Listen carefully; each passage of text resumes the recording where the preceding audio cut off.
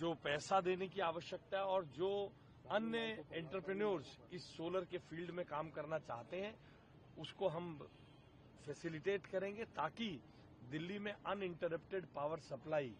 आपको यहां ये बताना बहुत जरूरी है कि पिछले 10 सालों में पिछली सरकार ने बिजली के इंफ्रास्ट्रक्चर को मजबूत करने के लिए कोई बड़ा काम नहीं किया।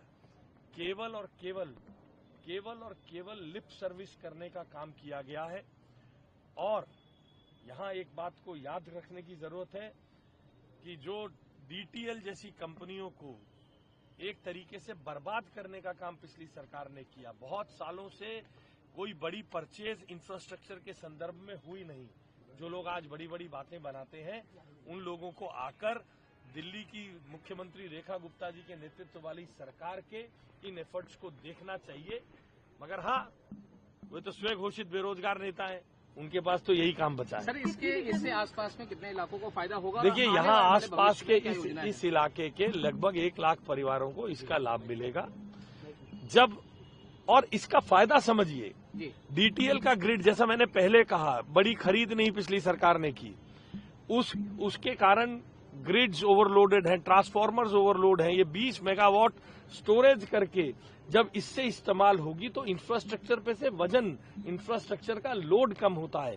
इसलिए ये एक साउथ एशिया का सबसे बड़ी फैसिलिटी और आने वाले समय में अनइंटरप्टेड पावर सप्लाई की गारंटी है। और प्रयास करेंगे, हम इसे शुरू करेंगे, हम इसको और बड़े पैमाने पर जो अनऑथोराइज्ड कॉलोनी वाले एरिया है जहां जमीन की कमी थी, जहां ग्रिड नहीं है, जो लोग आज मुख्यमंत्री रेखा गुप्ता जी की सरकार की अपने राजनीतिक स्वार्थ के लिए निंदा करते हैं, उन्हें ये जान लेना चाहिए अगर आज दिल्ली का इंफ्रास्ट्रक्चर चल रहा है तो पप्पनकला 2, 3 और तुगलकाबाद ग्रिड जो केंद्र सरकार में जब पीयूष गोयल जी ऊर्जा मंत्री थे उनके सहयोग से, उनके इनिशिएटिव पे बनाकर वो आज नहीं होता तो दिल्ली अंधेरे में डूबी होती।